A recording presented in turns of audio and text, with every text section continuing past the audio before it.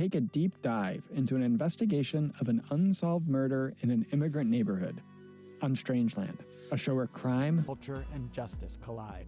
I'm investigative journalist Ben Adair. And I'm veteran journalist Tinku Ray. And in Season 2 of Strangeland, we're digging into a case in Mapleshade, New Jersey. Listen to Strangeland, Season 2, Murder in Mapleshade, now available wherever you get your podcasts. Hey everyone, Ashley Flowers here. I'm not sure if you heard already, but I am taking my show The Deck on tour to share a wildly underreported case with you all. A case that we've been on the ground investigating throughout the past year. It is one of the twistiest, wildest cases I've ever come across in all my Crime Junkie years. And this is going to be an experience like no other. It'll feel like a live true crime documentary right in front of your eyes. And seriously, you can't miss it. I'll be going to 11 different cities and tickets are on sale now. You can find them at ashleyflowers.com. I hope to see you guys out on the road. Hi, Crime Junkies. I'm your host, Ashley Flowers. And I'm Britt. And the story I have for you today is about a teenage girl who was brutally murdered just before her life could truly begin, and the search for her killer that has continued to stump investigators. This is the story of Tracy Kirkpatrick.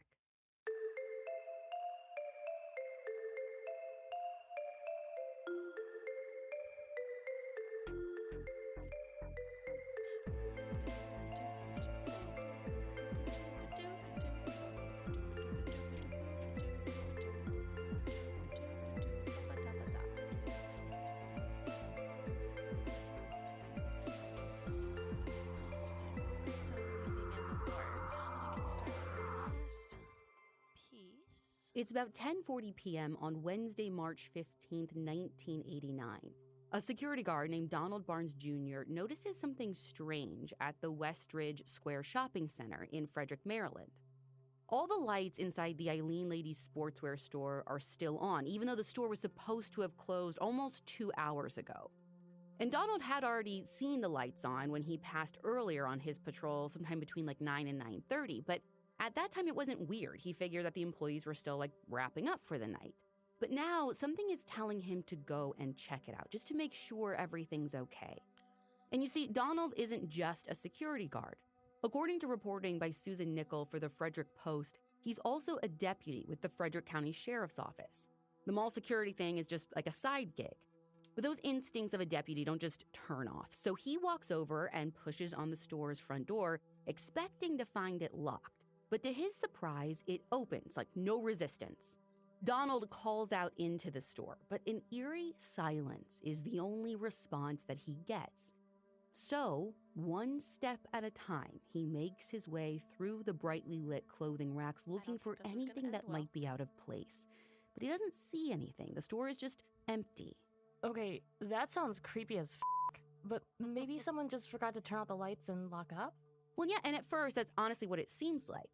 That is, until he reaches the stockroom in the back. The door is cracked just a few inches, so he gives it a little nudge and it swings open, and he is met with a horrific scene. On the floor, there is a girl lying in a pool of blood. Donald's heart sinks as he realizes that he knows the girl. Her name is Tracy Kirkpatrick. She's just 17 years old and works at the store part-time. And whatever happened to Tracy, it was violent. There is blood everywhere, and the sheer amount lets him know that she is already dead. He calls 911 to report what he's found, and by 10:50, the scene is bustling with activity. Investigators confirm that Tracy is dead, and they find stab wounds scattered across her chest and back. But besides all that blood in the stockroom, the only other piece of evidence that they can find in the store is a single blood smear on the back door, which fortunately included with it is a partial fingerprint. That door leads down a hallway and out to the loading docks behind the mall. Officers think it's probably the path that the killer took after the murder. But besides a few droplets, there isn't any more blood in that hallway, and there are no signs of a struggle in the storeroom. And it's more of the same at the front of the store. It looks untouched. The cash register still has $60 inside, and all of the day's cash receipts are stacked on the counter, almost like Tracy had just finished sorting all of them out. So it doesn't seem like just a robbery gone wrong then. No, they ultimately don't think so, but there are a few things missing. So missing are the keys to the store and some personal items that you would have expected a teenage girl to have with her, like a wallet or a purse or something like that. They don't see anything like that. Some other officers are searching the front parking lot, and that's where they find Tracy's car, but her keys are missing. There's also no sign of a murder weapon there at the scene. So even though this most likely wasn't a robbery, it looks like the killer still took some stuff with them. Although why they took what they took, because they took her wallet but left cash in the register, like it's not super clear. Right, so maybe Tracy was targeted then. Well, that's what they're gathering, but the question then becomes, what did the killer want? Because they don't see any obvious signs of sexual assault on her body. But of course, they have to wait for an autopsy to confirm that. But for now, they're thinking that someone killed her potentially for a different reason. And since this was clearly really violent, like a really personal attack, they think that it was someone she knew. Before they can even start combing through every aspect of her life to find out who that could be, Tracy's parents, Diane and William, burst through the store's front door. Now, it's about 11:30 at this point, and investigators can see the signs of worry on their faces. Diane is crying, and she starts begging them to tell her that Tracy's okay. But they can't do that.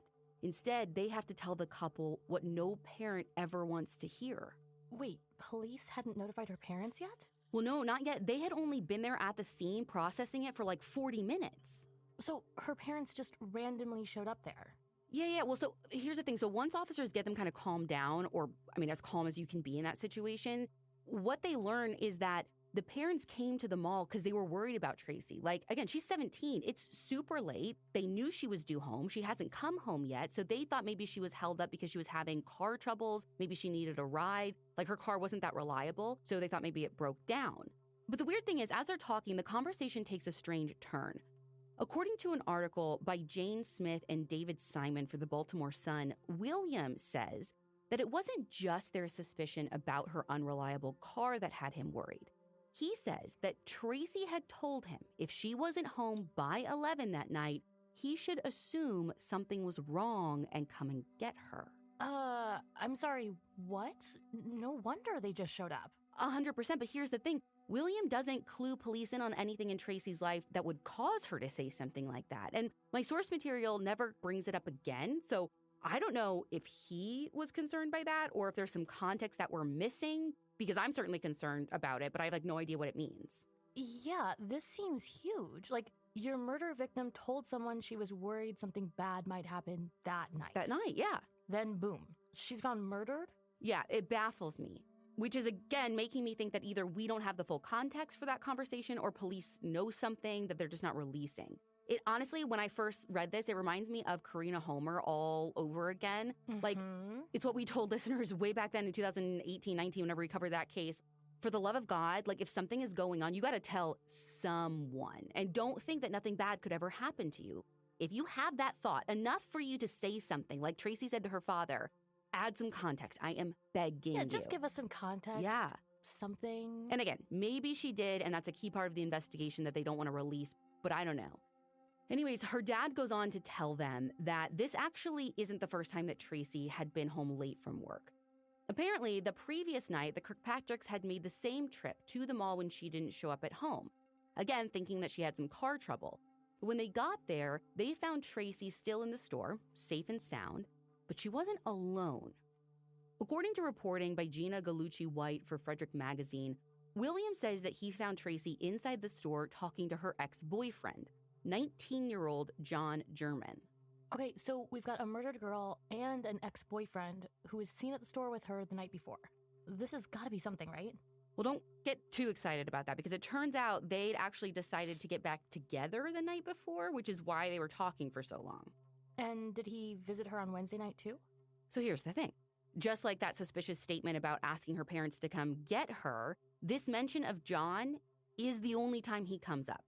I don't know where he was at the time of her murder, what their relationship was like. I don't even know if police ever interviewed him. I assume they do, because my source materials say that they spend the next 2 days interviewing everyone who knew Tracy, like all her friends, family, neighbors, teachers, presumably the boyfriend. Right. But again, I don't know for sure.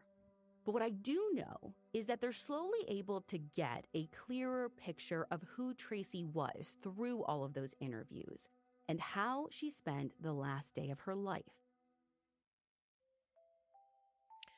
Today's episode of Crime Junkie is brought to you by Simply Safe Home Security. Would you do everything it took to protect your family? Of course you would. Simply Safe Home Security makes it easy to protect every inch of your home with advanced security tech powered 24/7 by professional monitoring. In an emergency, Simply Safe's professional monitoring agents use Fast Protect technology to capture critical evidence and verify the threat is real, so you can get priority police dispatch. Their 24/7 professional monitoring service costs under $1 a day. That is less than half the price of traditional home security systems. And you can lock and unlock your doors, access your cameras, and arm or disarm your systems from anywhere. I mean, CNET named Simply Safe Editor's Choice. That's why I chose Simply Safe for our last office. It was so easy to set up and so easy to use. So what are you waiting for? Customize the perfect system for your home in just a few minutes at simplysafe.com/crimejunkie. Go today and you can claim a free indoor security camera plus 20% off your order with interactive monitoring. That's simplysafe.com/crimejunkie. There's no safe like Simply Safe. Sergeant and Mrs. Smith, you're going to love this house. Is that a tub in the kitchen? There's no field manual for finding the right home. But when you do, USAA Homeowners Insurance can help protect it the right way. Restrictions apply. Everyone who knew Tracy said that she was a good kid, an honor roll student only 3 months away from graduating high school. Her friends tell police that she got along with everyone and didn't have any enemies, and she wasn't involved with any bad crowds or sketchy activity that anyone knew of. Once her mom, Diane's ready to talk again, she tells investigators that Tracy was really excited to start the next chapter of her life. She was going to study accounting in college. She was even working 2 jobs to help pay for her degree. Now, one of those positions was part of a work-study program that let her leave school early, which is what she did on that Wednesday. Diane says that Tracy headed to the shopping mall at around 1 p.m. to start her shift as a clerk. Then at 4 p.m., she switched gears and clocked in at the sportswear store next door. Diane tells police that she had actually stopped by sometime between 6 and 7:30 that night to bring her daughter some dinner. And at that time, Tracy was alone, just kind of lounging around. She was like at the counter reading a book, and she seemed totally normal. She was just tired and told her mom that she wanted to go straight to bed when she got home. So they chatted for a minute or two, but then after that, Diane just left her to power through the rest of her shift. You mentioned that Tracy was alone, like there weren't any customers or she was the only one working. So actually both. But police talked to the store's manager and find out that they had actually also stopped by to check on Tracy that night too, at around 8 p.m. And even they say there weren't any customers then and everything seemed under control, so the manager was only there for a couple of minutes before they headed home as well. That same article by Gina Gallucci-White for Frederick Magazine reported that when police get records from the store's computer system, it shows that the register didn't record any sales after 8 p.m. So, unless someone came into the store but just didn't buy anything, Tracy should have been alone for the rest of the night. And I'm assuming there aren't any security cameras that could have caught someone coming in. No cameras. But there was Donald, remember? That security guard / sheriff's deputy. So they're hoping that maybe he saw something that can point them in the right direction. So they go talk to him, but he tells them the same story he told them when they first got there. He doesn't remember hearing or seeing anything suspicious aside from the lights being on. Just to cover all of their bases, they ask if he's willing to take a polygraph.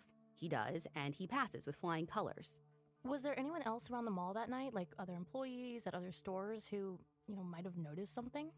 I don't know. From what I can tell, all the other stores closed by 9. Again, in this mall, it was the same at the mall we grew up at, right? Everything shuts down at the same time. Right, the mall is closed, not just the stores. Right, so everyone should have been leaving around that time. The only other person that they're able to verify was at the mall at that time was this man who was seen in the parking lot at around 9 p.m. that night. And I don't know how police tracked him down, but apparently when they interview him, they learned that he was parked there waiting for his girlfriend to get off of work. And when she was done, they just drove off, and neither one of them saw or heard anything suspicious. And they confirmed that alibi with his girlfriend? Honestly, I don't know. I'd like to think that they did. because they seemed to clear him almost immediately. So there's got to be something that backed up that story. But if they did, whatever that was, it's not reported on. So witnesses here are a bust. But that's when Tracy's autopsy results come in. The medical examiner found that her time of death was close to 9 p.m. And according to reporting in the Evening Sun, she was stabbed a total of 7 times. She also had some defensive cuts on one of her hands. There were no signs of sexual assault, but her wounds were super deep. So the medical examiner backs up police's theory that this was likely an angry personal attack. And since there was no forced entry and no signs of a struggle, they're thinking that maybe Tracy knew her killer and let them into the store to just hang out while she finished closing. Which we know she did with her boyfriend. Yeah, but again, investigators never labeled him as a suspect or even a person of interest. Okay, what if she didn't know her killer? I feel like they're basing their whole theory off of the lack of forced entry. But I feel like someone could have easily gotten in by saying they had a delivery and then forced her in the back. Or it could even have been a customer who came in while the store was open and took advantage of this opportunity. The door was never locked, the lights were on. It's not like the store was actually closed up. Yeah, but the only thing I get kind of stuck on is they had mentioned that she's already starting to sort the receipts. So you would think that they were. Okay, but if the store was slow that night, she easily could have started before they closed so that closing would go faster when it actually came time to do it. That's true. I mean, I know when I worked, back in the day at Cold Stone stuff, we would do stuff like that. But the thing is, from what I can find in my research, investigators never discuss any theories other than the idea that she knew her attacker. Again, to your point, she's not sitting at home in this private place. She's in a place where they want strangers to come in and could have easily. But again, police never even throw that out there, at least not publicly. And by the time Tracy is buried on March 20th, the case already starts to feel cold. It remains stagnant until a few months later when police are contacted by the producers of a TV show called Confession Hotline. Now, this is a national broadcast of recorded calls from people who pay to anonymously spill their secrets. People pay to spill their secrets? To me, it's a weird concept. Honestly, if anyone wants to spill their secrets to me for free, I will start a podcast. That sounds amazing. Well, I was going to say, it sounds like therapy, but public. That sounds terrible. terrifying. Yeah. But also, I would listen to that podcast. But here's the thing. The thing sounds like it was actually pretty successful, at least for a little bit. But anyways, the producers tell police that they get this call in June that they think the police need to hear. So they send them a tape recording of the call. And when they hit play, their blood goes cold. In the message, a man who introduces himself as Don confesses to Tracy's murder. I'm going to play you just the quickest snippet of that call. I know this is going to sound surprising, but 3 months ago, I stabbed a girl to death. Full body chills. The rest of the call is just as unsettling. According to an article by Paul Duggan for the Washington Post, Don gives a few details about the murder. He says the girl was working in a women's sportswear store and he killed her in a stockroom. And at the end, when he's apologizing for the murder, he even calls Tracy by name. Now, the thing that stands out to me the most is that he says he'd been to the store several times to talk to Tracy when she was alone. He says their conversation that night had turned hostile, so he decided to attack her with a knife that he always carried in his pocket.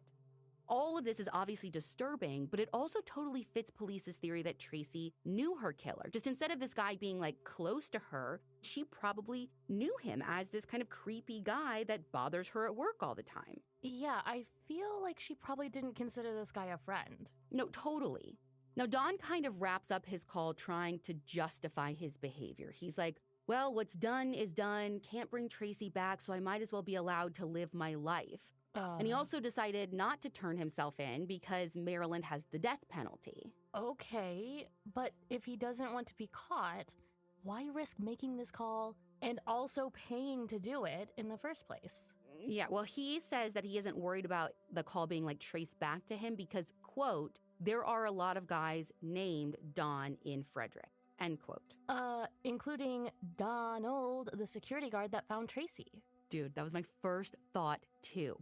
But police say that they already cleared Donald. And according to that same article by Susan Nickel for the Frederick Post, Donald never goes by Don. All of his friends and family call him Donnie, or even Charlie, which is his middle name. So they're thinking that the fact that this caller's name is Don is just like a weird coincidence. Okay, or he could have just given them a different wrong nickname. Well, totally. Although if he was doing that, why not leave the name out entirely? Or I don't know, not make the call in the first place. True, but maybe wanting recognition for the crime? I don't know how these guys' minds work. Yeah, so the fact that the name's the same is strange, but police are pretty quick to be like, all a coincidence, it is not the same person. The public, though, is a whole different story. People at the time start speculating that caller Don is security guard Donald. And even though police are super clear that he has nothing to do with Tracy's murder, the speculation doesn't go away. And in fact, to this day, the internet is overflowing with theories about Donald, the most prominent of which is that he killed her and that the police all covered it up. Probably just because he's a sheriff's deputy? Yes, but not just any deputy. Now, this has never been proven, but some people speculate that Donald is actually the son of the former Frederick County Sheriff, Donald Charles Barnes Sr. Now, you got to take this info with a grain of salt because I couldn't confirm it in any official sources. In fact, the first time I saw it was when it was mentioned on some web sleuth and Reddit forums. But we know Donald's middle name is Charlie, right? He goes by Charlie. They have the same last name. Like, if it's true, though, that could be a huge cover-up, but I couldn't find anything to back up these claims. Nothing. Right. Let's just say all the Donald stuff is just a coincidence. Do any other leads pop up from the call? Okay, so a little bit. They are able to trace the call, and they track it to a payphone outside of a supermarket in town called Walkersville. And Walkersville is like 8 miles northeast of Frederick. But from what I can tell, they don't find any evidence at the phone, which, like, not surprising. They're not going to get fingerprints off of a, like, public payphone. Right, it's like a hotel or a taxi. Yeah. If there are fingerprints, how many people have touched that? Yeah, and there's no security cameras, nothing like that, so there's no way to tell who made the call. Now, police try and, like, get in touch with the killer. Clearly, he wants to talk, so they release a letter to the killer in local newspapers, pleading with him to turn himself in. And that does bring in a few tips, but nothing substantial. So pretty soon, the case hits yet another wall. It's not until a few months later, in the fall of 1989, that they get anything solid to go on. That's when investigators get a call from a woman in Massachusetts claiming to be a psychic. And I can literally feel everyone listening like rolling their eyes, but just wait. She says that people often reach out to her about loved ones' deaths. So when she got a call from a man named Sean, she didn't think it was odd when he asked for help finding Tracy's killer. But slowly, she realized that Sean might not be a friend or a relative. Like, he was obsessed with the case to like an unhealthy level. And when the woman asked him to provide her with more information about the case, he mailed her newspaper clippings that he had kept from like the very early days of the investigation. Okay, maybe security guard Donald's in the clear after all. Yeah, it made her super suspicious, so she went with her gut and called police. Investigators were hopeful about the tip, but before they could get too excited, they asked the woman if she would be able to recognize Sean's voice. And she's like, yeah, for sure, like we've talked a couple of times. So what they decide to do is they actually play Don's call. Because just because they have different names, police have this sneaking suspicion they might be the same person. And they play the call, and right away, she's like, yeah, that's the guy I spoke to. Investigators don't waste another second. They get the return address from the newspaper clippings that he mailed. And wouldn't you know it, he lives in Walkersville, the same town that Don's call was made from. But when they go to the house on the return address, what they find isn't what they're expecting. What is it? Investigators knock at the door, and when it opens, they're greeted by a young man.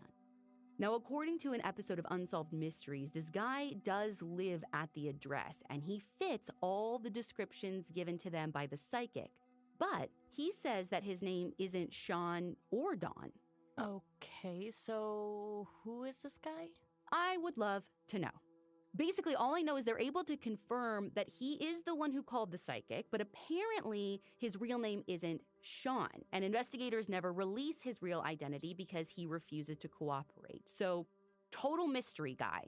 Though for the sake of clarity, when I talk about him, I'm going to keep referring to him as Sean.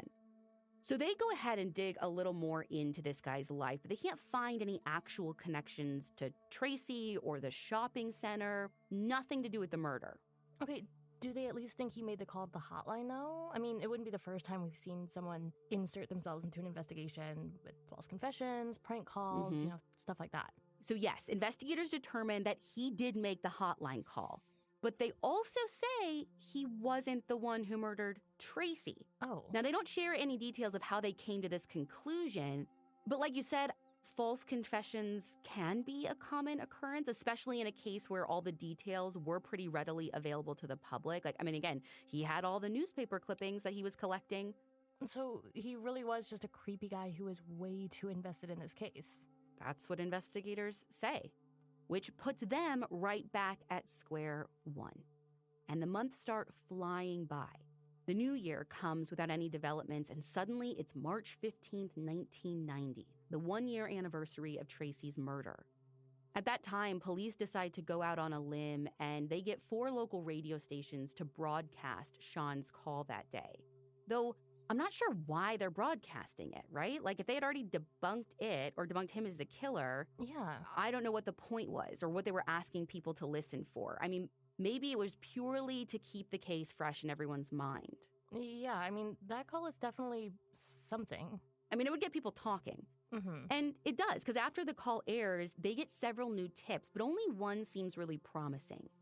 Now, unfortunately, there is a huge discrepancy in the source materials about this tip. Some say that it refers them back to Sean, and they end up questioning him again, but others say that this call leads to a different man who is actually living in Frederick. And since they supposedly already cleared Sean, it makes me think that the latter one is accurate. But either way, allegedly, when police go to whoever this guy's home is, he refuses to speak with them. Now, I don't know if they had other information from the tip or what, but for whatever reason, they aren't willing to give up on this guy, and they return to this home at 1 a.m. with a warrant in hand. If they have a warrant, there has to be something, right? You'd think, especially because it isn't just a warrant to search his home, it's also for his DNA. Oh. So investigators take hair and blood samples, as well as his fingerprints and scrapings from underneath his nails. You said DNA. I thought they didn't find anything at the scenes besides that partial fingerprint. Well, according to the source materials, they didn't have DNA, at least not yet. And the only other evidence from the scene was stuff uncovered in what they assumed to be Tracy's blood. But from what I can tell, they had never actually tested it before. Whether that's because the technology was still developing or it was just overlooked, I don't know. But it's around this time, again, when they're collecting DNA samples, that they're also sending everything to the Maryland State Police Crime Lab in the hopes that they can find even the smallest trace of her killer's blood or, his DNA mixed in with Tracy's. Mm-hmm. And so I think now they're collecting samples just in case something comes back and they have something to test the samples against. And I assume they compare his fingerprint to that partial they found. Great assumption, but oddly enough, none of the source material ever mentions the fingerprint. That might be because it was a partial, so maybe it wasn't good enough to compare, but I don't know for sure. Now, it takes a couple of months for the other results to come back, but when they do, it's not what investigators were hoping for.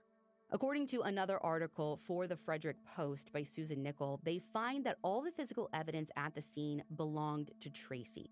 So there wasn't anything for them to test the other samples against. This is beyond frustrating. I know, right? And the worst part is that's kind of where the case goes cold for good. Tracy's story was eventually featured on TV shows like A Current Affair and Unsolved Mysteries, and both generated a few calls, but no real substantial leads. I know in 1998, investigators submit more of Tracy's blood for testing, still hanging on to the thinnest thread of hope that the killer's DNA might be mixed in. They even explored the idea of touch DNA, but they come up with nothing on both back then. Over the years, Tracy's case is presented to several third-party cold case review panels, most notably the Vidocq Society in 2012. Now, if you're unfamiliar, that is a volunteer organization of forensic experts and current and former law enforcement officers that consults on cold cases. They actually played a big role in identifying Dorothy Howard in the Boulder Jane Doe case that we covered in our fan club back in December. So investigators are hoping that maybe some fresh eyes might be able to stir up something new. And the Vidocq Society does tell them that the case is totally solvable. I mean, they even give them a to-do list of recommended tasks that will hopefully renew the investigation. But as far as I can tell, none of that actually results in anything new. Now, I do know that there was some kind of development, but the details are super fuzzy or really non-existent. And so let me just give you the scoop. That call that we played from who we now know is this Sean guy, we're calling him Sean. I actually heard the full call from the clip that we played in like a bunch of places, but it was from other sites. There's lots of music underneath. So I asked someone from our team, I'm like, hey, clearly the department is sharing it with people like Unsolved Mysteries or whatever. Can you just reach out to the department, do a FOIA, see if we can get the whole call? One of our writers reached out and made contact with the detective. And long story short, they don't have the cassette tape anymore. So we couldn't get the full call. But during the conversation, the detective just mentioned that they have suspect DNA. What? Now, he wouldn't say anything about, where they got it from, when it was found. And we didn't get like a full sit down with him about this case. We have been pulling everything on this episode from publicly available source material. So the only thing I can infer is that, again, somehow in retesting, they got a sample, or maybe they've had it all along, I don't know. But clearly it hasn't been matched to anyone, or I assume there would have been an arrest. Is it in CODIS? I don't know. Do they have more DNA that could be used? I don't know. Despite the lack of progress, Tracy's family continues to fight to keep her legacy alive. They've also been really critical of police in recent years because, according to them, a lot of mistakes were made in the initial investigation. Like what kind of mistakes? Well, they say that there were slip-ups at the scene that first night. Like, police never really searched that back hallway and the loading docks beyond just like an initial sweep. So they definitely could have missed evidence. And investigators also allegedly waited too long to subpoena the store's phone records. So I guess by the time they did do that and got them in, the phone company had erased the records from the 15th. And according to an article by Teresa Franklin for the Frederick Post, they also didn't properly record every tip that they got. Like, some were lost in the paperwork shuffle or just never followed up on. But it seems like the new investigators aren't letting the events of the past hold back the future of the investigation. And they're currently starting from scratch, re-interviewing anyone who knew Tracy back in 1989 in hopes of finally getting justice for her and her family. But the only way they can give the Kirkpatricks closure is if someone comes forward. Someone with information that will finally shed some light on what really happened in that stockroom on that fateful night. So if you're that person, you can call the Frederick Police Department at 301-600-2102. We'll also have a link to their digital tip line in our show notes and at crimejunkiepodcast.com.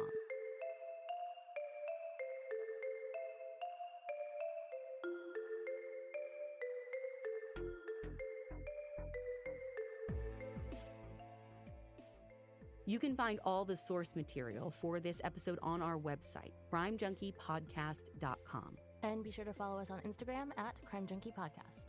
And we'll be back next week with a brand new episode.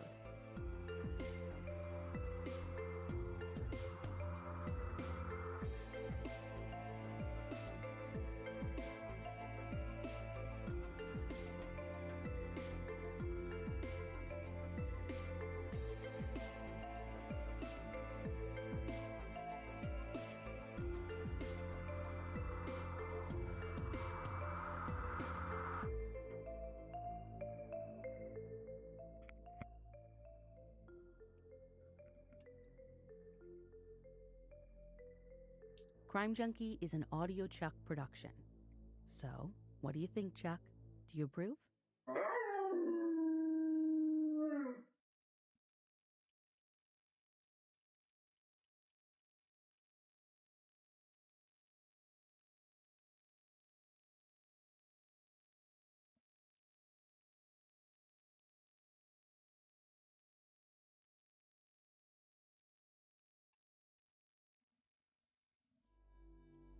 Take a deep dive into an investigation of an unsolved murder in an immigrant neighborhood on Strangeland, a show where crime, culture, and justice collide. I'm investigative journalist Ben Adair. And I'm veteran journalist Tinku Ray. And in Season 2 of Strangeland, we're digging into a case in Mapleshade, New Jersey. Listen to Strangeland Season 2, Murder in Mapleshade, now available wherever you get your podcasts. Hey everyone, Ashley Flowers here. I'm not sure if you heard already, but I am taking my show The Deck on tour to share a wildly underreported case with you all. A case that we've been on the ground investigating throughout the past year. It is one of the twistiest, wildest cases I've ever come across in all my Crime Junkie years. And this is going to be an experience like no other. It'll feel like a live true crime documentary right in front of your eyes. And seriously, you can't miss it. I'll be going to 11 different cities and tickets are on sale now. You can find them at ashleyflowers.com. I hope to see you guys out on the road. Hi, Crime Junkies. I'm your host, Ashley Flowers. And I'm Britt. And Britt, do you know what this week is? Is this our 100th episode? It is our 100th episode. Yes. I mean, granted, we've done a lot of Patreon stuff, but this is our official 100th regular wide release Crime Junkie episode. Can you even believe that we're here? No, honestly, I can't. It at the same time feels like it was yesterday. And a million years ago. Yeah, like I've been doing this for my whole life. So when I was thinking about what case to do this week, I figured that to mark this momentous episode, we needed to cover a special case. A case that has been our number one most requested since we started almost 2 years ago. A case that's close to home and infamous among Hoosiers. This episode is about the disappearance of Lauren Spearer.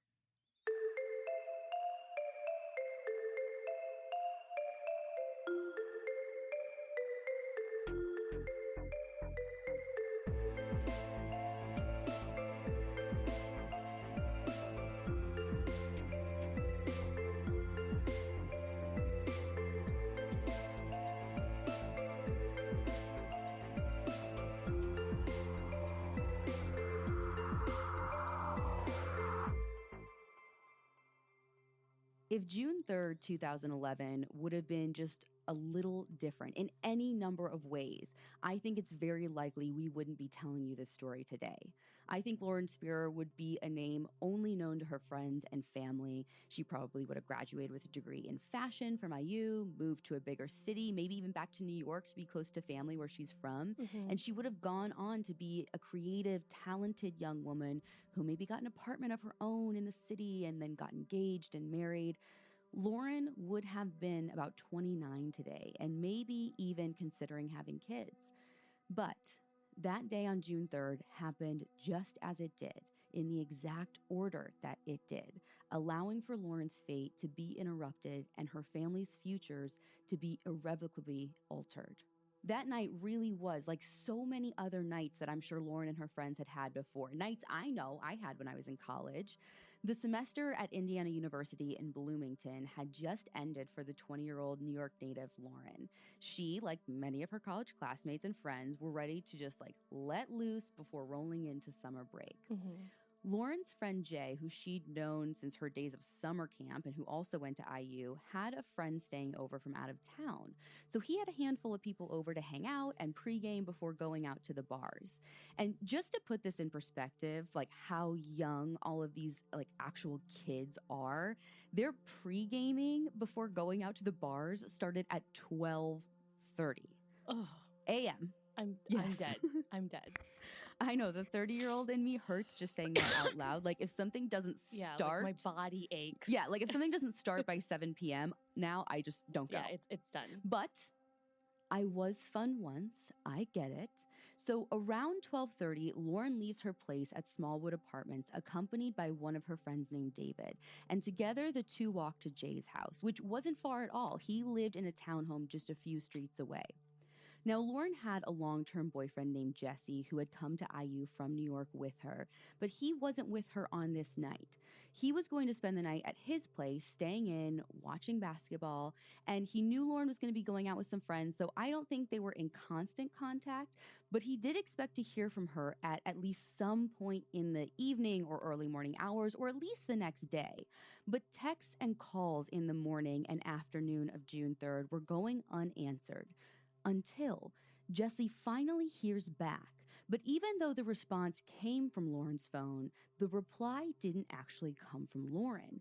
It was from someone who worked at a bar called Kilroy's. Now, this is a local place that college kids know well and frequent often. And this person who responded to Jesse told him that he had found the phone in the bar and it must have been left by someone the night before.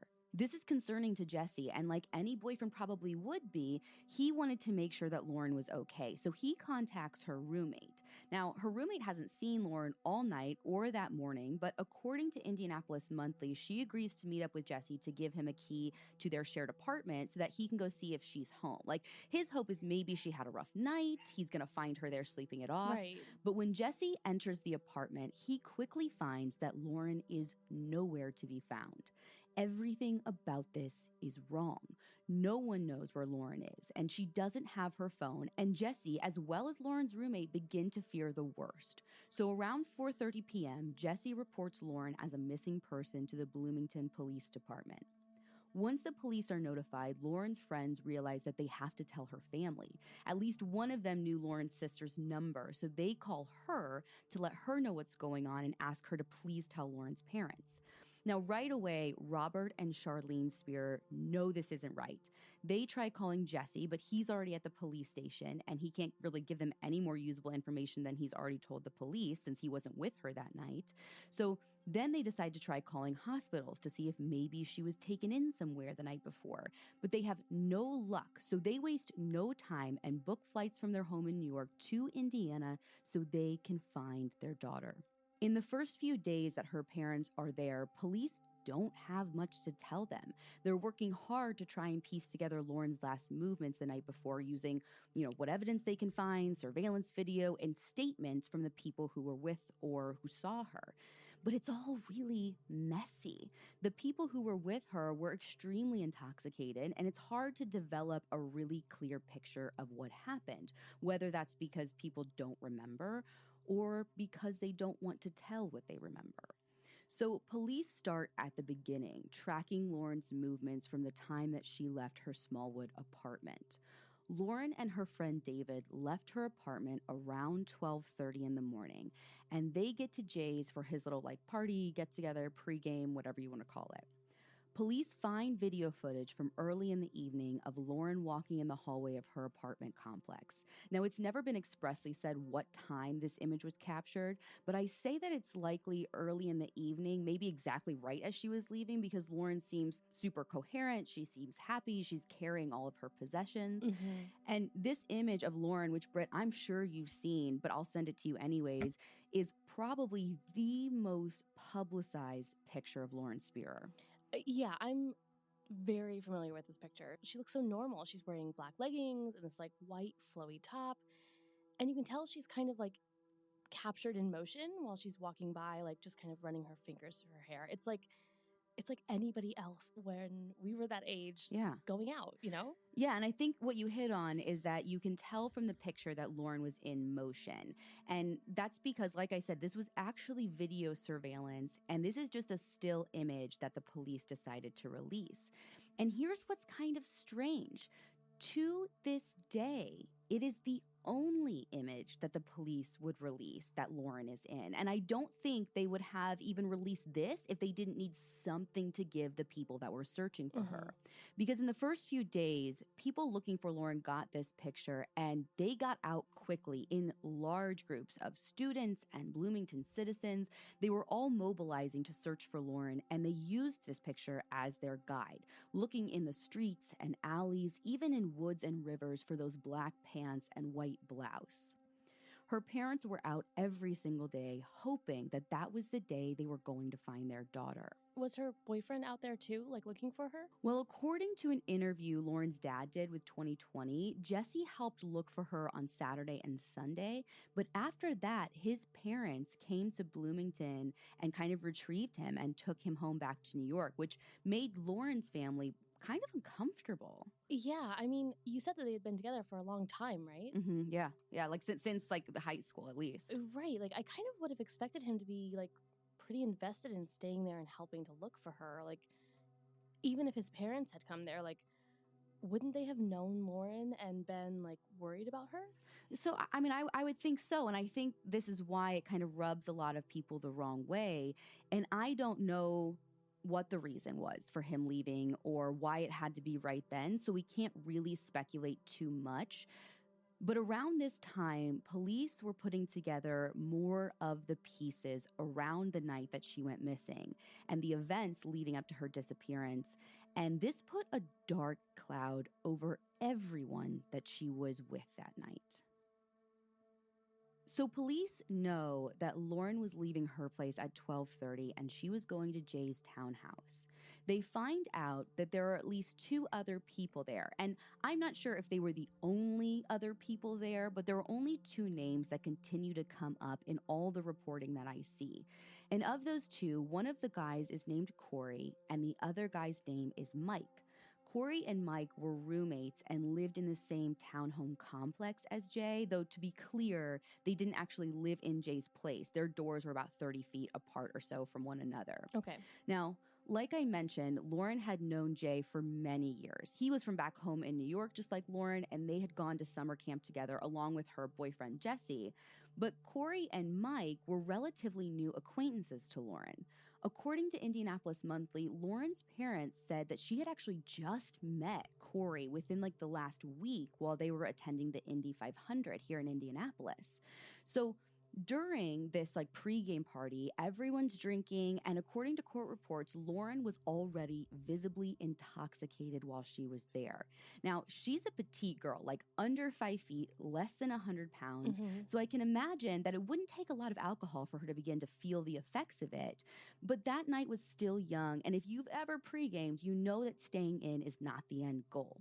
So around 1:30 or so, Lauren leaves Jay's to go out to the local bar.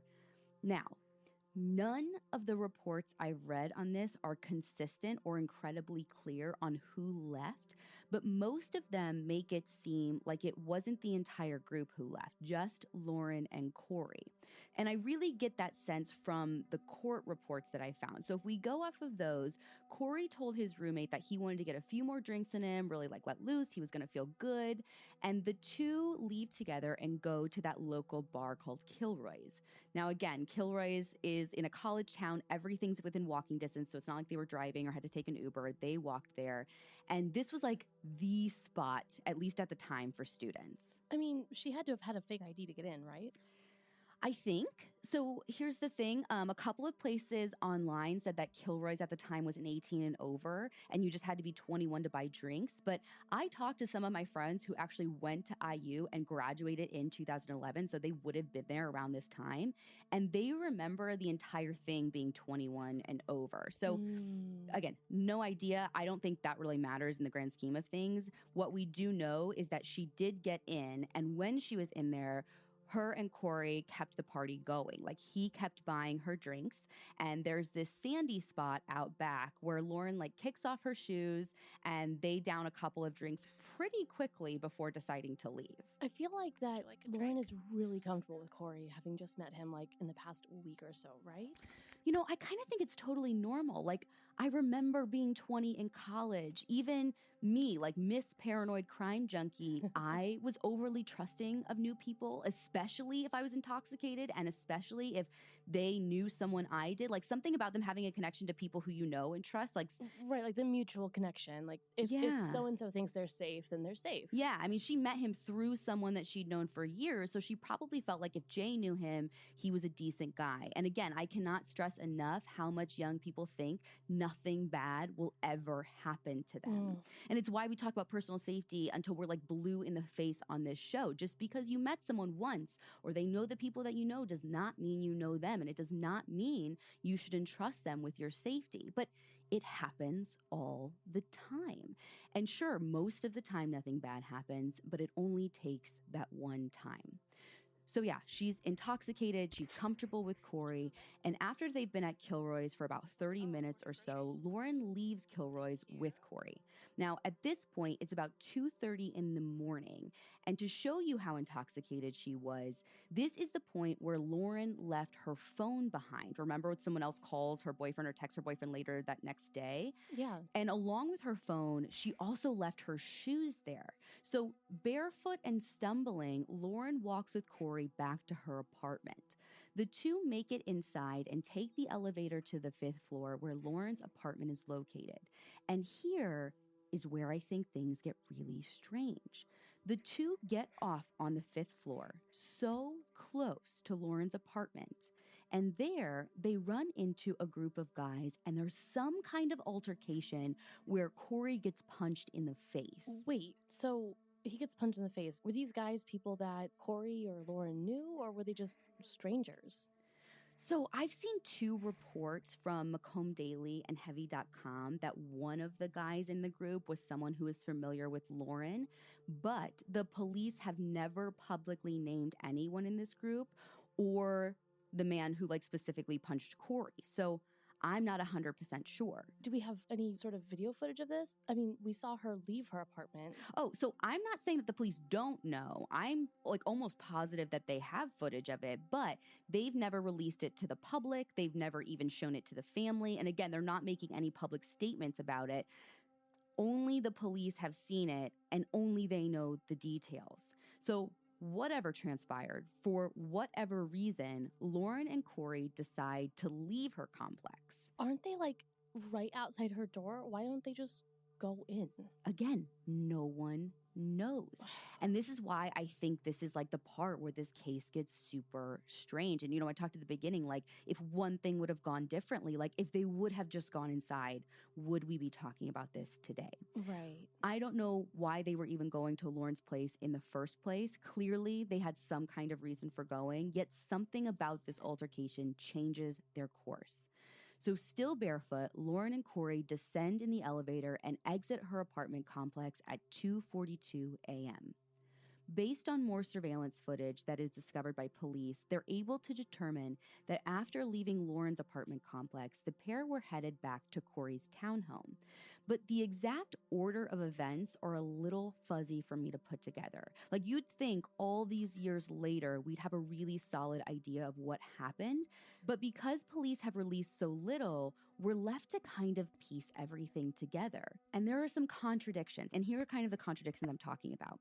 So in 2016, ABC reported that Lauren is captured on video falling twice. And from what we learn later in the story, these aren't little ankle giving away stumbles.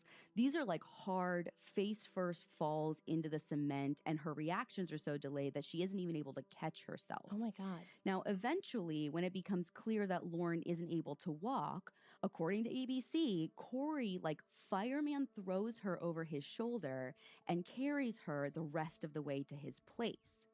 Now, again, that's what ABC said in 2016, but back in May of 2012, just about a year out from Lauren's disappearance, Indianapolis Monthly says something completely different. They also reference video footage, but they say that she's captured on video with someone, and then moments later, around 2:51 a.m., she's captured walking out of an alley that is close to her apartment, and then she walks into an empty lot that would have been close to Corey's townhome complex. I gotta say, I remember both of these accounts coming out, and even as you're telling them to me again, I have no idea which one is real and which one isn't. Right. And, again, as I've been following this story over years, I vividly remember hearing both. And the assumption I had was just that more information was coming out. But the more I dig into this, the more I'm finding that none of this has been confirmed by police. Somehow these are these stories that are kind of getting perpetuated. And from my understanding, no one's seen the video footage. So I don't know how either place is making that claim. I tend to believe the Indianapolis Monthly thing back in 2012 because they had a statement from the police, kind of saying none of that happened. It's very, very bizarre. Yeah, and basically, because nothing has been officially confirmed, these both could be rumors, right? So they both could be rumors. They both could be a little bit true. Now, there was something I read in Indianapolis Monthly that may kind of indicate where this over the shoulder thing came from. So apparently there was a witness who came forward and said that around 3:38 in the morning, they saw someone matching Lauren's description get tossed over a man's shoulder. Now, the timeline doesn't quite fit with what we're talking about. And there isn't video surveillance, again, that we've seen. So obviously, this story can kind of get like told over and over again in many mainstream media outlets and taken as fact at some point. But again, Indianapolis Monthly said that police spokesman said there was no video to confirm this. So I don't know if something changed between 2012 and 2016 or something is being misreported. But again, these videos have never been released. So there's nothing that we can verify. Okay, so if Corey, fireman carried Lauren after she was falling. Yeah, like if we're to believe this eyewitness. Right.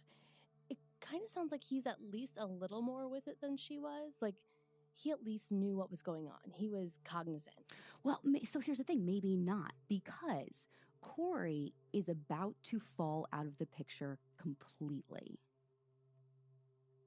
So however they got to Corey's place, whether she was carried or she walked, when they get there, Corey actually ends up throwing up on the concrete steps outside of his apartment. Maybe part of that is alcohol, but it also could be partly due to the blow that he received to the face just moments before when they were at Lauren's apartment. Corey's roommate Mike is home at this point, and he sees the two are in bad shape. So Mike says that he puts Corey into bed and then tries to get Lauren to just chill out. But she says she wants to keep going, keep drinking. She wants to hang out. But Mike isn't having it. He doesn't really want to babysit drunk Lauren. I mean, again, he doesn't even really know this girl well. So he decides to take her over to Jay's house. Jay has known her for a long time. Maybe he can take care of her. So Mike escorts Lauren the 30 or so feet to Jay's door and passes Lauren off to him. And at first glance, she had to be a shocking sight. She has no shoes, no phone, no purse, and according to USA Today, she had bruises on her face, which were likely from the fall that she took earlier in the night. Jay takes her in, and he has kind of a similar story that Mike does. Lauren wants to keep partying. She tries to get Jay to have a drink with her, but Jay says that, listen, I don't want to. It's past 4 o'clock in the morning at this point, so he tries to convince Lauren to just crash on his couch, sleep it off, but she won't relent. Now, at this point, she kind of realizes that she doesn't have her own phone anymore, so she asks Jay to use his, and she makes a couple of calls at 4:15 in the morning, which all go unanswered. The exact exchange after those calls between Jay and Lauren may never be known to us in the public. And honestly, we don't even know how drunk Jay was or how well he even recalls those early morning hours of June 3rd. But whatever was said, whatever was decided, Lauren walked out of Jay's townhome at 4:30 in the morning, without shoes, without a phone, without any of her possessions that she started the night with. And alone and drunk, Jay watches her go down the sidewalk and turn onto a street that should have led her back to her apartment. But Lauren never made it back. And over 8 years later, she has never been seen again. Police and Lauren's family naturally had a lot of questions for those boys that she was with that night. But most of the boys came from families who were well off and families that understood the importance of a lawyer early on in investigations. Yeah, I mean, always get a lawyer is obviously one of our life rules, but I'm sure this did not go over well with Lauren's family. All they're concerned about is finding her, and they just want to talk to anybody who was with her or was the last to talk to her. Right. Now, Jay's lawyer said that he's given statements to the police as well as consented to searches and polygraphs. And at one point, they say he even had a face-to-face with Lauren's parents. And Jesse, Lauren's boyfriend, had the same face-to-face with them. But the guy who spent the most time with Lauren that night, Corey, he hasn't been as forthcoming. And according to ABC, he's the only friend who won't cooperate. I mean, but do we need him to, though?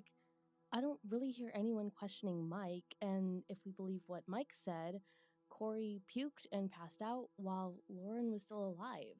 That's true. But again, if you're in the parents' shoes, I think they're just if that's what really happened, why can't we talk about it? Yeah. Well, Corey's lawyer made a public statement in the early days of the investigation that he had almost no memory of the night due to that punch he took in the face. But years later, Corey contradicted that and was telling people like, I never said that. That's what my lawyer says, which to me implies that he does have some kind of memory that night, but just isn't willing to talk about it, either because he doesn't want to share it or he doesn't like how he's been treated by the family or the public. So police and family obviously want to hear more from the three boys, but navigating the lawyers can be a slow process. In the meantime, police have to consider all possibilities. And one of those possibilities is that Lauren could have ran into someone else after she left Jay's place that morning. Early on in the investigation, along with that still picture of Lauren walking in her apartment complex, one of the only other images released in this case was that of a white truck that police said was circling the area near where Lauren was last seen on June 3rd. Police were getting a lot of tips coming in about this truck, but one in particular stood out to them. A woman called in and said that her ex had just been released from prison shortly before Lauren went missing. And he allegedly made threats to her stating that he was involved in whatever happened to Lauren, and if she made trouble for him, what happened to Lauren could also happen to her. When police look into this guy, it wasn't a bad lead because he lived just about 10 minutes away, and according to LifeDaily.com, he was driving a white truck at the time. But after some investigating, police end up ruling him out and eventually ruled out the white truck altogether, saying that it likely has no involvement in Lauren's disappearance. After almost 2 months of looking for Lauren, the search took a darker turn when police tell the family that they're going to be searching the landfill where all of the trash from Bloomington is emptied. Lauren's dad told ABC that that was one of the hardest things he's ever had to do, to just stand by and watch them search for his little girl in piles of garbage. And I don't know what directed police's attention to the landfill, if it was a tip or just like the next place on their list. But after 9 12-hour days, the Herald Times says that searching the 4,100 tons of trash turned up nothing. By 2012, Lauren's parents were finally admitting publicly something they never wanted to say out loud. They didn't think they were going to find Lauren alive. Her dad was quoted in USA Today saying, quote, "It's very frustrating to be talking about the exact same things we were talking about in the first 30 days after her disappearance." And he wasn't exaggerating. Almost a year later, and they were no closer to finding Lauren or having any real leads. Oh my God. And the family was pretty much kept on the outside of the investigation almost as much as the public. They said that the police weren't sharing with them any parts of their investigation or their findings, and the family eventually got tired of wondering what was going on, so they decided to hire their own private investigators from New York to look into Lauren's case. The private investigator looked at every avenue but kept coming back to the same conclusion the family had. The people who were with Lauren must know more than they're saying, but they aren't talking. And without Lauren, there's no physical evidence of anything having happened. Okay, but like, what's the theory then? Like, what would any of their motives have been? So to be clear, anytime I read about a theory involving the guys that she was with that night, it's not that they murdered her. The theory most have, and a theory that has been totally unsubstantiated, is that there was some kind of accident that night. Maybe Lauren hit her head too hard when she fell. Maybe she overdosed, or maybe there was some kind of other accident. You see, we know for sure that Lauren was drinking that night, but there are allegations of other types of drug use. When police searched Lauren's room after she disappeared, they found a small amount of cocaine in her room, and people say that she used other kinds of drugs the night that she went missing as well. And I think people get really caught up in her alleged drug use, and while I think it's important to the story and to finding her, I want to make a clear distinction that whether or not she used drugs doesn't define how worthy or unworthy she is to be found. And for a long time, it was used as like an attack on her character, but she was young and in a place where this kind of experimenting, no matter how ill-advised, was kind of commonplace.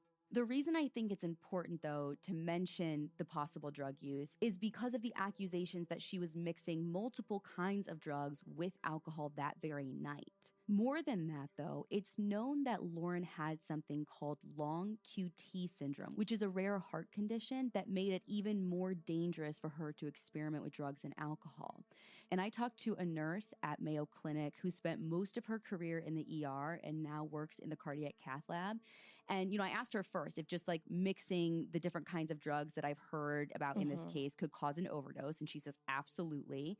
And then when I asked her if long QT syndrome could compound these effects and like greater the chances of someone dying, she says, yes, like it absolutely could.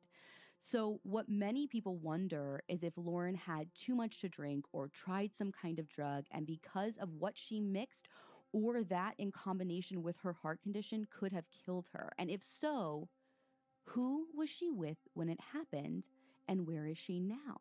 Yeah, right. Because, like, if she did die accidentally, she should have been found. You would think, right? Right. And even more than that, like, you would hope that if something happened to her while she was around other people, they would have, like, called for help. Right. And I think it's this theory that keeps bringing the family and their PI back to those people that she was with that night. And it was feeling more and more like us versus them to the Spear family, like the Spear family versus, really everyone else, the people she was with, the police, because they knew they wanted answers from the guy she was with, but they didn't believe that she had abused drugs. And that was the problem. They were saying like, no, she didn't. How dare you say any of that? And they felt like these accusations were just kind of like everyone deflecting. And that feeling that no one wanted to help them and that everyone was kind of bashing Lauren only intensified in 2013 when the family of Lauren's boyfriend made a shocking statement. In 2013, Jesse's family was tired of the Spear family talking about their son. Now, they weren't accusing him of anything, but they wanted Jesse to take a polygraph and to talk to them just like all of the other people in this case. But his parents told USA Today that they didn't trust police in Bloomington, and Lauren's parents were liars. They said that Lauren wasn't missing because someone had done something bad to her. She was missing because of her, quote, drug abuse. Wait, what? These are her boyfriend's parents, and they've been together for ages. Yeah, it felt really aggressive and nasty at the time. And to tell you the truth, it doesn't really feel much better when I read it all these years later. Yeah, and not only is it nasty, but it doesn't make any sense. If we're going to go with the theory that something happened to Lauren as a result of drug use, to go back to what you said earlier, we should have found her. You can't like OD and then hide your own body. No, you can't. Clearly, someone somewhere had a hand in what happened to Lauren. So to put the blame totally on her feels incredibly irresponsible and unusually cruel. Yeah. So there was a lot of back and forth with the families around this time. The Spears said that Lauren didn't abuse drugs. Jesse's family said that Lauren had been kicked out of summer camp for bringing drugs in. Newspapers talked about a prior arrest she had before going missing for underage drinking at IU. And it became kind of this character attack on a girl who wasn't around to defend or explain her choices. So again, I don't want to make this about that. I think every one of us has made dumb choices. I'll be the first to admit that when I was in my early 20s, I had nights where I drank too much, stayed out too late, and thought I was invincible. Lauren didn't go missing because of that. I cannot reiterate that enough. Whether accident or foul play, someone took her from her family. As years passed, there have been tips that have come in. Some more publicized than others, like in 2016 when the FBI raided a house about 30 minutes away from Bloomington. The raid was said to have been in connection with Lauren's case, and though cadaver dogs were brought in and dirt was sifted and a white truck was even towed away, nothing seemed to come from this whole frenzy.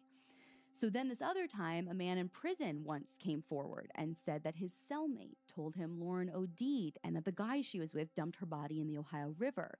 But no credible trace of Lauren was found, and there wasn't more or enough information to prove that that's actually what happened. But that theory and that tip continued to fuel Lauren's parents. And eventually, when the police wouldn't file any criminal charges, the Spears filed civil suits against some of the men, claiming that they had an obligation to care for her that night. Now, had the case gone forward, we might have access to a lot more evidence, and the family's attorney would have been able to have subpoena power over cell phone records and other pertinent information in this case. Right. But a judge threw out the cases, basically saying it would set bad legal precedent. Yes, the boys were with her. We know that they were with her when she was clearly impaired, but that didn't mean that it was their responsibility for making sure she stayed alive. I mean, but isn't it? So no, not legally. The judge said that she feared if she let this go forward, it would ward off future good Samaritans. Say you saw someone stumbling and inebriated and you just try to help them to where they're going so they don't fall or fall into the street. Are you then responsible for them the rest of the night or into the morning? How long? Where does it end? It's kind of this tricky ruling. But like I said, it got thrown out in the end. So it never went anywhere. We never got any more information. Okay, so I know the odds are super unlikely that Lauren got picked up by a stranger in that, very, very short walk between Jay's place and hers, but it's gotta be considered a possibility, right? Oh, it's definitely considered a possibility, and there are a lot of people who believe this theory more than anything else. And there's actually a familiar name that comes up when people talk about this theory. Whose? Israel Keys. Now, it wasn't a theory I knew a ton about until we did our episode on Keys. Back in the day, ABC made this basically Excel spreadsheet of all of his known travel. And when we did our episode on Keys, we posted it on our website. And I actually got flooded with emails and messages from people after that Israel Keys episode because obviously our listeners are well versed in Lauren's case. And they were all like, WTF, please tell me you saw his travel back in 2011. Wait, was he in Indiana? Not only was he in Indiana in 2011, he was in Indiana on the day Lauren went missing. Now, all I can tell from this spreadsheet that we have is that on June 3rd, there were multiple transactions on the Indiana toll road. Now, it might mean nothing. He flew to Illinois and rented a car on the 2nd, then had a clear path making his way to Vermont, where we know he was on the 8th. But is it possible that he drove through a college town on his way? There's really not much information to account for his time between the 3rd and the 8th. And even the stuff that we have on the 3rd, it shows that he was passed through multiple toll booths in Indiana, which we know is northern Indiana. Right. But I don't know what time that was. Is he up there, in the early morning hours, the same time that Lauren is down in Bloomington going missing? Or is he there on the 3rd, in the evening when you would have had plenty of time to go to Bloomington and then drive back up to northern Indiana? So it's totally possible and plausible. But just as scary to me, or maybe even more so, is the idea of another Israel Keys that is still unknown to us. We've talked about this before. He can't be the only one. There's another stranger to Lauren whose name gets brought up a lot in this case, and that's Daniel Messel. In 2018, Messel pled guilty to the murder of another young IU student named Hannah Wilson. Like Lauren, she had gone missing after a night out with friends under some very bizarre circumstances. However, her body was found the next day, and evidence at the scene led investigators right to her killer. Yeah, I remember when this happened, and it immediately got connected to Lauren's case. I think that's an understatement. Every time I've heard about this case, people bring up Hannah. And listen, yes, the similarities are striking. Messel had a history of harassing and assaulting women around 2012. It could have started well before in 2011.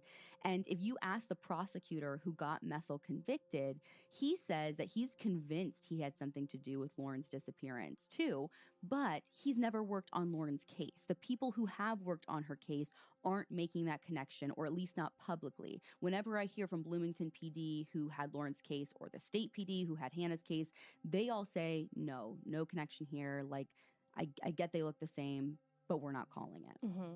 Now, I'll tell you something I found that feels like a fluke. It feels like a one-off. I had not heard this until I really started digging into the research of this case, but I think it fits into the idea that possibly something happened to Lauren after she left Jay's when she was alone, or not. Again, I'll let you decide. So when I was going through the timeline that Indianapolis Monthly had posted so many years ago, there is this report that at 4:35 in the morning, a homeless man had heard a woman scream, and it was in the area where Lauren was last seen.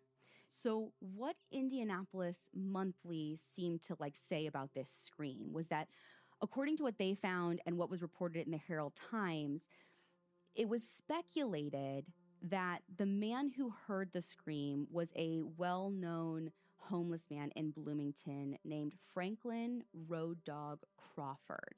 Now, from everything I can find, I can't tell if this guy was really looked into. I can't tell if this scream was ever substantiated. But the Indianapolis Monthly made note of something really interesting. They said that Franklin Road Dog Crawford died just a few days after Lauren disappeared, which I found super interesting. Yeah. And, again, I know he was kind of transient. He stayed in Bloomington, but as far as we know, he was homeless. So I didn't know, maybe his health wasn't good. Maybe he died of natural causes or some kind of health-related issue. So I tried to dig and find out what he had died from just a couple of days later, and I couldn't find an obituary. But what I did find was really interesting. So there is this place called Crawford Apartments, which is open in Bloomington, Indiana, and it looks like subsidized housing essentially. And it was actually named after this man, Frank Crawford. And there's one blurb as they talk about how it was named after him, and it would have been this place that, he would have been perfectly eligible for, it would have been for him. Mm-hmm. And here's a quote from their page. It says, quote, "Frank suffered from many ailments and would have been an ideal tenant for this apartment complex. It was only discovered that Frank had passed away when a neighbor found his body in a dumpster. He had literally been thrown away." End quote. So he wasn't just found on a sidewalk or a street corner, passed away. He was in a dumpster? He was in a dumpster, which, again, I don't know the cause of death, but it doesn't feel like somewhere most people would go. Maybe he did. I don't know. It's just super weird to me that this guy who may have been a witness to something goes missing a couple days later and is found in a dumpster. Yeah. Could be a red herring, could be a total red herring, but I thought it was something worth mentioning because I found it so interesting when I was researching the case. Okay, so the police aren't connecting Lauren's case to Hannah's. They aren't saying that the boys are for sure involved. I mean, where do we go from here? We don't know. The police aren't saying anything. Like I said, they're really tight-lipped about the whole thing, even with the family not sharing anything that they have. I guess I just think it's super weird and suspicious, that they haven't released any of the other video footage, especially if they have it.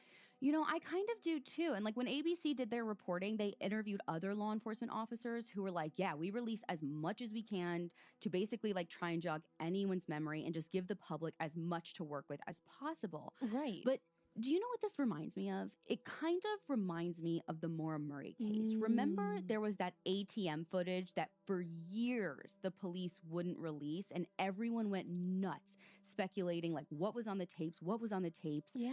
Then they finally got released, and there was nothing that was useful or nothing that even changed the narrative at all. And that could very well be the case here, but we may never know.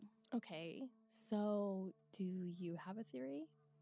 I mean, we don't really usually give our opinions on the show of what we think happened. But honestly, I don't even know that I have one. I'm not convinced enough of any one of these theories to say that I know what happened for sure. But what I will say is that as someone who's local to the area, I've been hearing rumors for years, and there's one specific rumor that I hear over and over and over again from people who went to IU or knew people that did. And I talked to a couple of them before writing this episode, and they were willing to tell me the story again, but they all wanted to remain anonymous. And listen, again, I cannot stress this enough. This is a local rumor. Nothing has been substantiated. And a story that's probably gotten passed from student to student over 8 years. Okay, so what is it? The story that's told is that there was some kind of accident that night. No one says exactly who she was with, when it happened, where it happened, but something happened and Lauren died. In a panic, whoever she was with at the time, whether she knew them or not, decided to get rid of her, and they put her body somewhere in the construction site of a new complex being built in Bloomington called Station 11. And I looked up this Station 11 when I had these talks with them, right before the show. And it does say that it was built in 2011, but it doesn't say when or like what parts of the building were done when. So I don't know if what people are alleging is even physically possible or if just the fact that there was construction is what started all of these rumors. But I'll tell you why I can't get it out of my head. Do you remember the Tara Grinstead case? Of course I do.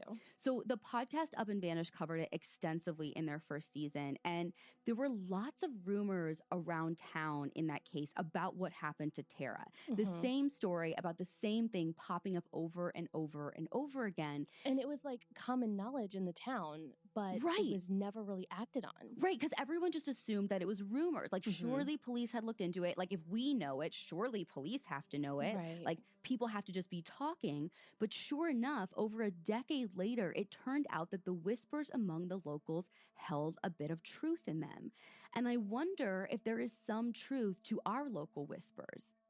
If you read about this case, you'll see all the theories online, but her family keeps coming back to the same resolve. They want more information from the people who were with her that night, and they believe that those people should have taken better care of her. No matter what happened to Lauren, I think there's an important message of personal safety in her story. Her mom said that in the early days after Lauren went missing, her and her husband drove around the area Lauren was last seen in like the wee hours of the morning to get a sense of what it was like that night that Lauren vanished. And she said that right there, walking the streets, she saw a young girl, drunk, alone, barefoot, just like Lauren had been, right after Lauren had gone missing. And I mean, everyone knew about it. We all think that this won't happen to us, but we have to be aware of our surroundings. Lauren didn't cause this on herself. Someone evil is responsible for taking her from her family. But I think there are steps and measures we can all take to not give someone evil the opportunity. And there's actually this wonderful organization called Rachel's First Week. It was founded by Dr. Angie Fige, whose daughter Rachel died after attending a college party her very first week of school at the very same university Lauren attended. Basically, after a party, Rachel had fallen down some stairs, like knocked her head. And at first, like no one thought anything was wrong with her. They kind of just laid her down. And it wasn't until the next morning that they realized something was really wrong. And EMTs were called. She's taken to the hospital, but she later passed away in the ICU. So her mom founded and uses this organization to reach high school seniors and those entering college in order to, quote, develop the decision-making skills of teens as they enter this time of monumental change in their lives. RFW is a multifaceted program dedicated to protecting the vulnerable lives of teens as they transition into adulthood. Rachel's First Week challenges young men and women to think about the choices they make and always look out for each other, even strangers. And I think this is such an important organization and one that we've contributed to financially. And I encourage anyone who's entering their young adult years to check out the site, or if you know somebody, or if you have a child or a friend, or anyone that this could apply to. This is such an important message. We've said it 1,000 times. You hear these stories and assume it will never happen to you. Yeah. But Lauren is a real girl, a sweet girl with a sister and parents and friends. She had plans for her future.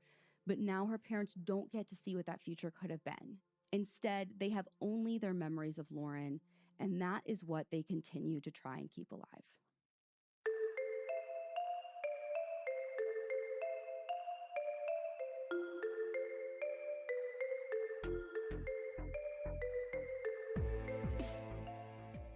For more information on that organization, you can go to rachelsfirstweek.org. We're putting a link to that on our website along with all of our sources from this episode. That's Crime Junkie.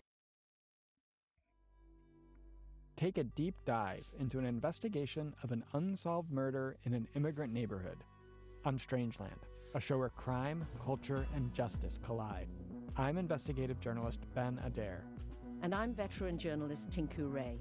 And in Season 2 of Strangeland, we're digging into a case in Mapleshade, New Jersey. Listen to Strangeland Season 2, Murder in Mapleshade, now available wherever you get your podcasts.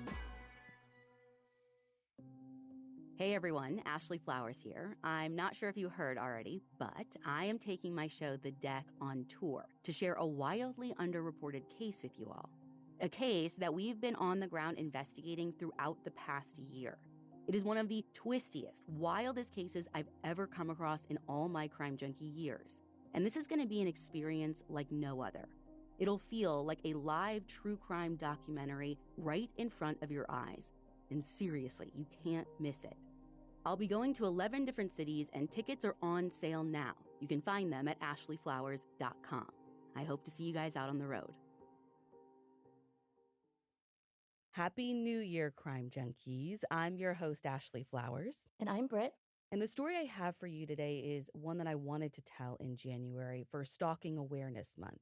It's about a woman who was stalked for over 20 years. But because stalking is so widely misunderstood, she wasn't even sure if what she was experiencing was even a crime. And by the time it escalated into something even more dangerous, the measures put in place to protect her life were too little, too late. Now, before we dive in, I do want to provide a bit of a disclaimer. The crime that I'm going to be talking about in this week's episode happened between the early 1980s and 2005. However, the perpetrator in this case has more recently come out as a transgender woman. Now, we always try and tell these stories in real time, like how it happened in the moment for the victim, for their loved ones, or for investigators, but we are also really mindful of the struggles of the transgender community that they face every single day, especially in the media. So although we're going to be telling the story as it unfolded, we will be using gender-neutral pronouns when referencing this person to avoid using her dead name as much as possible. And if the term dead name is totally new to you, or you're suddenly realizing that maybe you don't know as much as you'd like to about the issue facing transgender people, we're actually going to include some links in the show notes for today's episode that will hopefully be pretty helpful. And also, before anyone gets quick with the 1-star review button because we're being too woke or PC because you don't think a person who committed a violent crime deserves all of the care that we put into this episode, honestly, it's too early in the morning for that. Yeah, like you're taking shots at me like it's Patron, and I'm just like, damn. It's 7 a.m. And honestly, yes, guys, it pretty much is.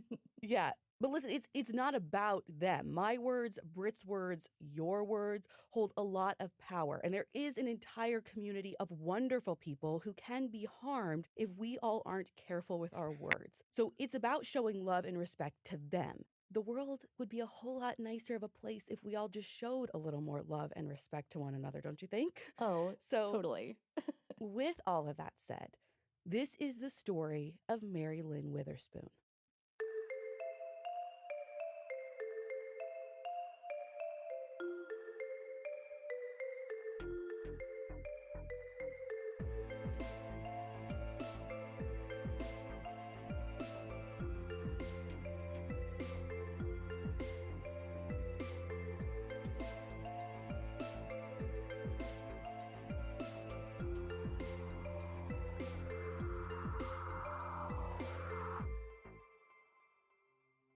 On November 14th, 2003, Jane Welchel is having a pretty ordinary day when she receives a really out-of-the-ordinary phone call. It's her mother's best friend, and she's calling to let Jane know that her mother didn't show up for work that morning. You see, Jane's mother, Mary Lynn Witherspoon, is a French teacher at a school in Charleston, South Carolina. And not only did she not show up to school that morning, but she didn't even call in for a substitute. And that's not like her at all. Like, Mary Lynn loves teaching. She loves her students and she loves French. She wouldn't just not show up to school, especially without making prior arrangements. So right away, Jane... On a cliffhanger. That's a good time to stop.